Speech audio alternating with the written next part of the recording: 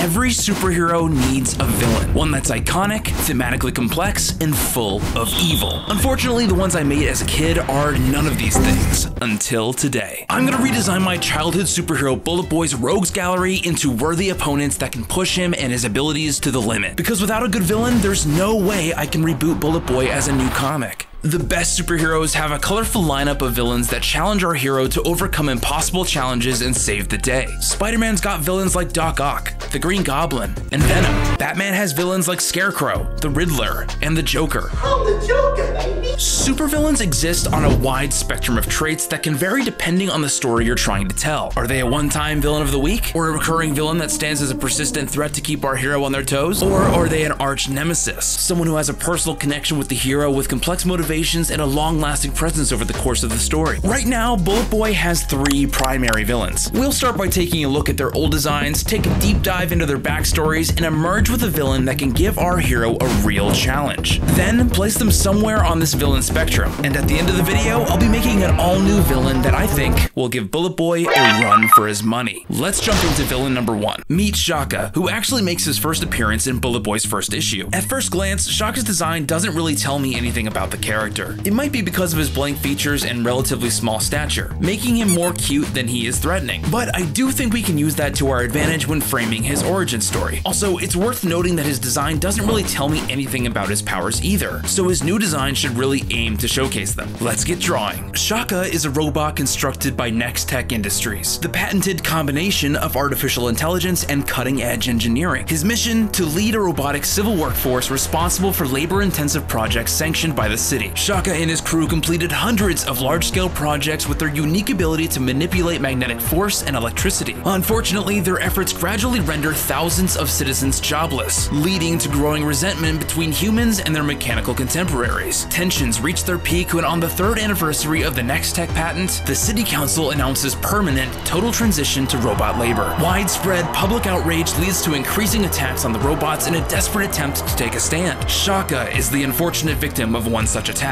leading to the destruction of his built-in inhibitor chip. Without this crucial part, Shaka's capacity for higher intelligence explodes. For the first time since he was built, he understands what it's like to be wronged. His comrades and pieces around him, he finds purpose in the desire to exact revenge on humanity, to avenge his fallen crew, and robots as a whole. In his first act of revenge, Shaka orchestrates the destruction of everything he helped create, as he felt humanity no longer deserved to benefit from it. Having gathered the remaining labor bots to his side, he spends his days rebuilding his numbers to eventually form a new robot army bent on declaring a war for robot sovereignty. He has since upgraded himself from humble labor bot to formidable weapon. Having removed his former Next Tech issued plating, he is now a symbol of the growing rebellion against humans, ready to do whatever it takes to ensure his victory, even against Bullet Boy. I think Shaka's new design does a lot to tell his story. When you look back at where he came from, it's clear he's been through a lot, and I think overall he's much more intimidating. So where does this new Shaka take place on the new villain spectrum? This upgraded version of Shaka might give Bullet Boy a little bit more trouble than he has in the past, but I still wouldn't say he's arch nemesis level. But I consider him more than just a one-off villain. He may not recur as often as others, so to be safe, I'll put him right in the middle. On to the next villain.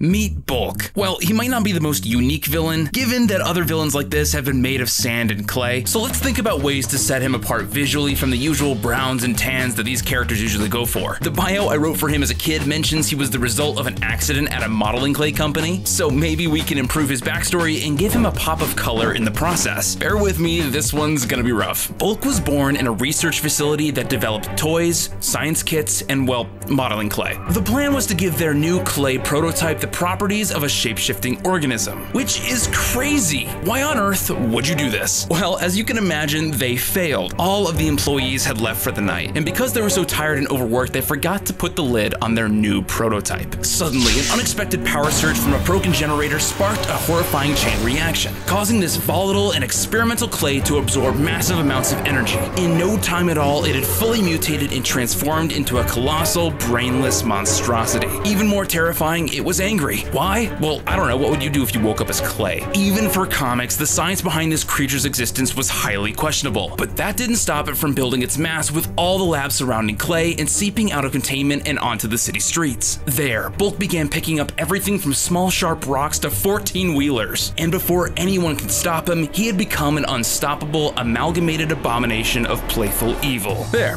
I think we were able to mold this character into something a little bit more interesting, if not hilarious and entertaining. I can already imagine Bullet Boy finding out about this monster and finding some way to stop him from destroying the city. Well, I think it's safe to say that Bulk doesn't have any personal vendetta against Bullet Boy, so he's far from an arch nemesis. And I might be wrong about this, but he does sound to me like a one and done deal. I'm gonna have to put Bulk under Villain of the Week. Let's move to villain number 3. In an unfinished second issue of Bullet Boy, we meet Avoidja, a villain whose powers are designed to mirror those of our hero. However, unlike Bullet Boy, Avoidja doesn't have any superpowers. And while this original design is cool on the surface, I don't think it visually demonstrates how he compensates for the lack of those powers. Maybe in his new design, we can add an element that makes him look more powerful in a way that gives him a real chance against Bullet Boy. Before he was known as Avoidja, Mark Harrow was no more than your average bank robber. At the start, Mark was pulling off each heist with great precision, but every once in a while there was a close call that almost got him caught. And where most people might have stopped for fear of being prosecuted, the close calls and narrow escapes made him want to increase the challenge. With every caper, he became more ambitious, constantly seeking higher stakes and greater rewards. It was clear at this point, years into his career as a bank robber, it was not about the money anymore. Now it was about the adrenaline, the threat of being caught, and the chance to escape. And coming from a low-income home, he was living a life that he never could have dreamed of. Mark Harrow was unstoppable. One day, Mark was in the middle of a heist he'd planned for months. It was just like all of the others. He knew his escape route, how much time he had to get away, and everything was under control. Until the town's new superhero showed up. But right away, Mark noticed Bullet Boy's inexperience as a vigilante. And while lacking any sort of superpowers, he still had full intention of escaping. Mark immediately pulled out all the stops. And just as he thought he got away and was about to make a clean break, Bullet Boy's super speed got the best of him. And for the first time, Mark Harrow was behind bars. Ever since then, he was humiliated and furious that his streak had been ended at the hands of a teenager. And ever since he escaped prison, his only goal was to spend any and all of his stolen cash building an exosuit so powerful that the next time he encountered Bullet Boy, he could exceed his speed and never be caught again. Hence the name Avoidja. This personally is my favorite villain of the bunch so far. A character meant to compete and challenge our hero by meeting them with their own powers is always a fun addition to any roster. And the fact that Bullet Boy was involved in the birth of a villain really adds a great dynamic and depth to their interactions. So while I do think Bullet Boy and Avoidja would have a long-lasting rivalry, I don't think Avoidja is an arch nemesis level threat. But I'd say his ability to challenge and at times outmatch Bullet Boy in some ways puts him above your average recurring villain. So I'd say Avoidja belongs somewhere between recurring villain and arch nemesis. Now that we've redesigned and workshopped 3 of Bullet Boy's first villains, I think it's time to give him a different kind of villain. One that can pose a greater threat to Josh personally and subvert all of Bullet Boy's abilities in ways he never could have imagined. This villain was also created when I was a kid. Around the same time, I was working on other villains from this video. Meet